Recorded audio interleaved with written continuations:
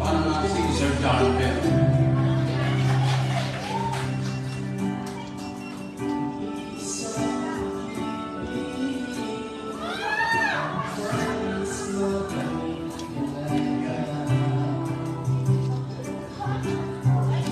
Share ko nga yan.